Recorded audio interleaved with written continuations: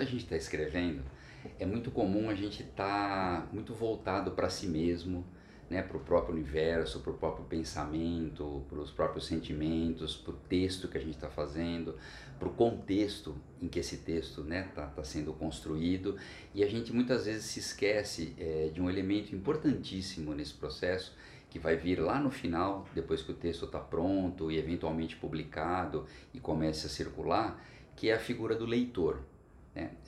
A gente, escritor, quando você está escrevendo, é muito normal e faz parte do processo a gente não vislumbrar um leitor, a não ser que você esteja escrevendo um livro para um leitor específico, né? Para uma faixa de leitor ou para um público alvo, como se diz no mercado, não na literatura, específico. Mas quando a gente está escrevendo literatura, que é o assunto que interessa para a gente aqui, a gente não vê o leitor.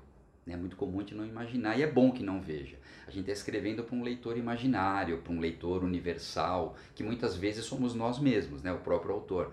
A gente começa escrevendo para nós mesmos, só que quando esse texto vira literatura, ou tem pretensão de virar literatura, ele vai buscar um leitor, né? Ou ele deve buscar um leitor, senão não faz sentido, ele não vai ser literatura, né? Vai ser um arquivo, um depoimento, um diário, um discurso pessoal, né? Voltado para si mesmo. Quando ele vai para o leitor, esse é o grande desafio da literatura, é o que justifica o fazer literário, é a gente achar um interlocutor, né? Aquele texto continuar sendo reproduzido além do imaginário, da sensibilidade, da cabeça, né? Do universo do próprio autor. E esse é o grande desafio, né? Como você chegar a esse leitor, que a gente não deve exatamente pensar quando a gente está fazendo, mas que deve ser uma preocupação talvez interiorizada ao longo do processo, né? Não como fim em si, mas como um meio, como um caminho que faça parte da produção. E não existe também regra para isso.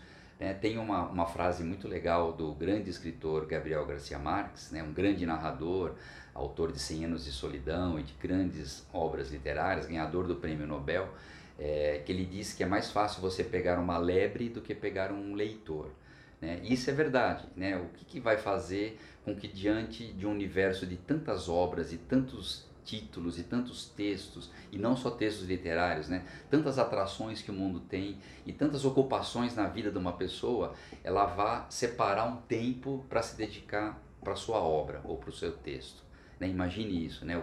Contra o universo todo que o escritor concorre ou luta para conseguir um espacinho ali na atenção do leitor. É muito difícil. Às vezes você até consegue um pouco de atenção, mas essa atenção pode ser rompida por qualquer razão e você perder esse leitor e não recuperar mais. Então essa é uma frase sábia, né, do Garcia Marques, que aponta para essa dificuldade da gente encontrar esses grandes interlocutores que na verdade são os leitores. E tem uma outra que combina com essa, que eu acho que pode ajudar a entender essa relação complexa do autor e do texto com seus leitores, que é de um outro escritor, um escritor francês chamado Daniel Penhat, que está num livrinho muito bacana, facinho, curtinho, rápido assim de ler, que se chama Como um Romance, em que ele diz que existem certos verbos que não admitem um imperativo. Por exemplo, como o verbo amar. Você não pode chegar para uma pessoa e falar assim, me ame, né? E esperar que ela corresponda ao seu amor. A mesma coisa, segundo Penhar, acontece com o ler, com o verbo ler. Você não pode chegar para uma pessoa e falar leia isso, obrigando a pessoa, impondo a leitura à pessoa. O que ele quer dizer com isso? Né? Que a leitura, o processo de você ganhar um leitor, é como o processo de você ganhar um amante, né? Ou uma relação amorosa.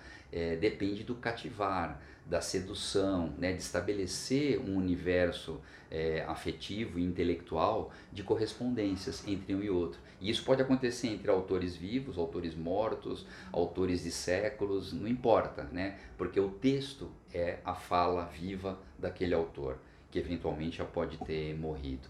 Então, a gente não pode esquecer que quando a gente está escrevendo, a gente está seduzindo também, a gente está procurando cativar, a gente está procurando comover, tocar um leitor, seja ele qual for o leitor ou leitora e seja em que tempo for.